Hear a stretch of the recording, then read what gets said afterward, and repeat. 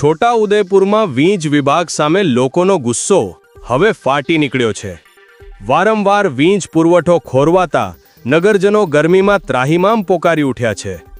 અજમેરી મોહલ્લા, નટવરપુરા અને કસ્બા jail road વિસ્તારમાં રાત્રિના સમયે અચાનક લાઇટો ગુલ થતાં લોકો ભારે મુશ્કેલીમાં મુકાયા હતા।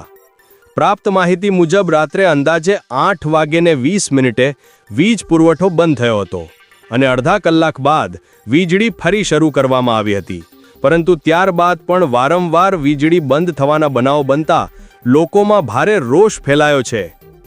ગરમીના તાપમાં નાના બાળકો, વૃદ્ધો અને દર્દીઓ સૌથી વધુ પરેશાન બન્યા છે। લોકોનું કહેવું છે કે સતત વીજ પુરવઠો ખોરવાતા ઘરેલું કામકાજ, ઇન્ટરનેટ સેવા અને વેપાર ધંધા પર પણ ગંભીર અસર પડી રહી છે। હવે સવાલો ઉઠી રહ્યા છે કે શું MGVCLની પ્રી મોન્સૂન કામગીરી માત્ર કાગળ પર જ રહી ગઈ છે? જો કામગીરી યોગ્ય રીતે થઈ હોય તો વારંવાર વીજળી કેમ ગુલ થઈ રહી છે? નગરજનો હવે વીજ વિભાગ પાસે તાત્કાલિક અને કાયમી ઉકેલની માંગ કરી રહ્યા છે।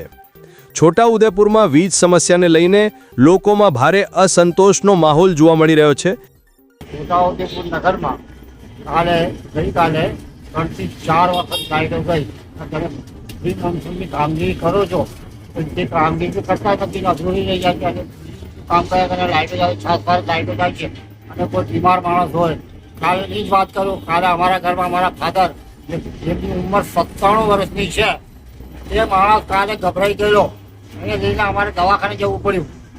અને આ રીતના તમે કામગીરી કરો તે કયા ધોરણે કરો છો? અને જ્યારે કંઈ લાઇટ પકડવાનું હોય કે રસોઈની લાઇટ કનેક્શન આપવાનું હોય કે પૈસા વસૂલ કરવાના હોય તો ગાડીઓના ધામા નાખી દઉં છું।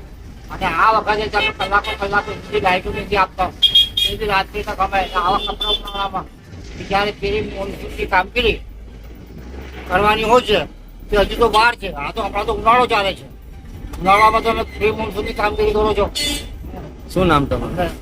આ રીતનું ના ચાલે સાહેબ, તમે એ તો પછી અમારે આગળ કાર્યવાહી કરશું અને કરીશું અને પછી ગાંધીજી અમારે આંદોલન કરવું પડશે। આ માટે શું નામ? યુસુફભાઈ પકરાણી। પ્રિય દર્શક મિત્રો, આવી જ તાજી, સચોટ અને વિશ્વસનીય ખબર માટે હમણાં જ ઈ ક્રાંતિ ન્યૂઝ ચેનલને સબસ્ક્રાઇબ કરો, વિડીયોને લાઇક કરો અને તમારો પ્રતિસાદ કોમેન્ટમાં જરૂર આપો।